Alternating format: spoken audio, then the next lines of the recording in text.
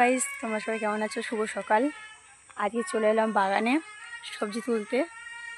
আজকের বেগুন তুলবো, টমেটো তুলবো, আর যে কারণে কুমড়ো হয়নি ওই জন্য কুমড়োর ফুল বড়া করে খাবো, তোমাদের সাথে সেটাই শেয়ার করব। আর কুমড়োর মধ্যে এমন একটা জিনিস আছে, কুমড়ো ডাঁটাও খাওয়া যায়, সাধারণত ফুলও খাওয়া যায়, আর কুমড়োও খাওয়া যায়। তা আপাতত এখন কুমড়ো হয়নি, এখন ডাঁটাটা খাবো আর ফুলটা খাবো, তাই তোমাদের দেখাবো। আর কিছু কলা গাছও আছে, কলাও কিছু পরে পেরে নিয়ে যাব, তোমাদের শেয়ার করবো, ঠিক আছে?